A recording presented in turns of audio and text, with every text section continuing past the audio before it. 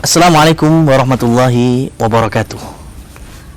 Semua dari kita adalah penuntut ilmu dan harus bangga karena perbedaan kita dengan orang-orang yang Allah sesatkan dan mereka yang menyimpang jauh dari syariat Allah karena mereka punya ilmu tapi tidak mengamalkan, yaitu Yahud, atau beramal tanpa ilmu seperti Nasara. Dan kita berdoa supaya dijauhkan dari mereka, ghairil maghdubi alaihim waladhdallin. Oleh karenanya, ilmu yang paling besar dan paling utama yaitu bagaimana kita mengenal Rabb kita, ilah kita. Fa'lam annahu la ilaha illallah. Ilmuilah bahwa tidak ada sesembahan yang berhak diibadahi melainkan hanya Allah Subhanahu wa taala. Maka tidak bisa kita menyamakan bahwa menuntut ilmu supaya nanti kita mendapatkan dunia. Enggak.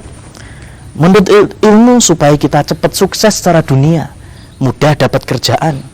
Enggak seperti itu. Tetapi kita berusaha, innama yakhshallah min ibadihil ulama. Membentuk jiwa kita, pribadi kita semakin takut, dan disitulah barokah dan hikmah ilmu itu sendiri. Dan Imam Asy-Syafi'i memberikan kunci-kunci sukses dalam menuntut ilmu. Beliau urutkan diantaranya adalah dzakain wa hirsin wa ijtihadin wa bulghatin wa irsyadi ustadi wa tuli zamani.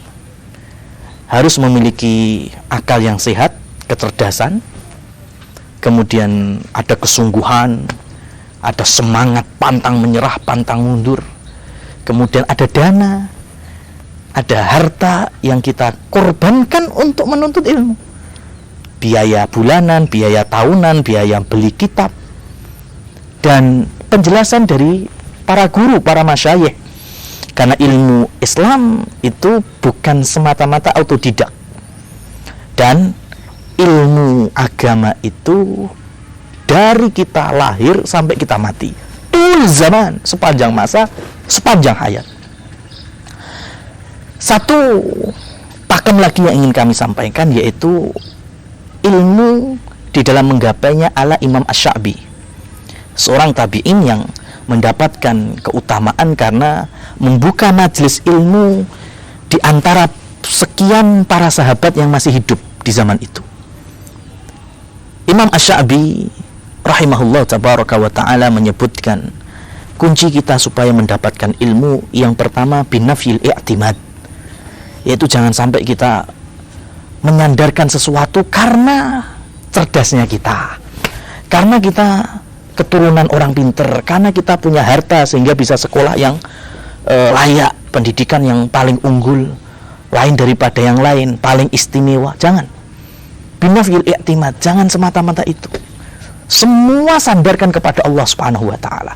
Saya dimudahkan menghafal Quran berkat Allah.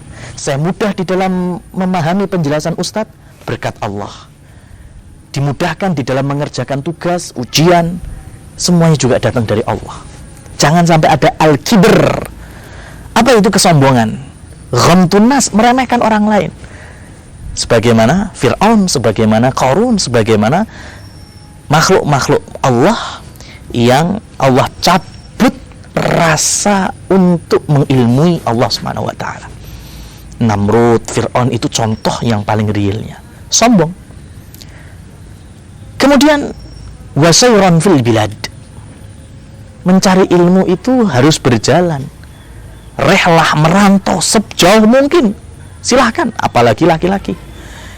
Jadi kalau kita menyandarkan diri orang-orang yang ahli sunnah wal jamaah sesuai metode salaf, kita ini bangga disebut salafiyin, tapi ternyata kita malas dalam belajar, tidak mau mendatangi ilmu. Cukup bagi kita mungkin penampilan saja, dohirnya sebagaimana dohirnya para salafus saleh, pakaiannya, celananya, bentuk fisiknya menurut Rasul Shallallahu Alaihi Wasallam. tapi mencukupkan diri sampai di level itu, nggak mau belajar. Pokoknya kalau sudah disandarkan, oh dia ahli sunnah, oh dia salafi, seakan-akan sudah cukup di situ, tapi nggak mau melanjutkan kesungguhan di dalam belajar. Maka ini aib, benar ini aib. Kemudian wabukur kabukuril ghurab, ya, yaitu segera tangkas sebagaimana tangkasnya burung-burung elang itu. Jadi kalau di situ ada ilmu, bersegera mencarinya. Di situ ada kajian, bersegera mengejarnya. Di situ ada dai, ada ustadz, ada masyayikh, berusaha untuk mendekatinya karena ilmu dan untuk ilmu. Dan bukan diminta hanya untuk selfie, ya, kemudian diupload, oh ini loh ustadz saya, oh ini syekh saya. Jangan seperti itu. Ambil hikmah darinya, ambil faedah dari mereka. Hafizahumullah tabaraka wa ta'ala. Dan yang terakhir adalah wasabr kasabril jamad, dan sabar sebagaimana sabarnya benda mati. Saya duduk di gazebo ini, kira-kira kalau saya 10 menit sharing ilmu pada para pemirsa, saya yang capek, tapi gazebo ini tetap kokoh. Nah, menuntut ilmu dibutuhkan kekokohan sebagaimana barang mati. Ya, lelah memang ada, bahkan terkadang kita sakit juga, tapi jangan sampai sesudah itu kemudian kita suloyong, lukruh, tambah lemah di dalam menuntut ilmu. Jangan, tapi tumbuhkan lagi rasa semangat. Dan salah satu solusinya, cari lingkungan, cari kawan yang bisa menarik kita ke dalam cinta untuk menuntut ilmu. As-sahib sahib, karena pertemanan ada di sana daya saling tarik. Dan carilah teman yang bisa menarik kita mencintai ilmu dan ahlinya. Aku qouli hadza, semoga bermanfaat. Billahi taufiq wal hidayah. Wassalamualaikum warahmatullahi wabarakatuh.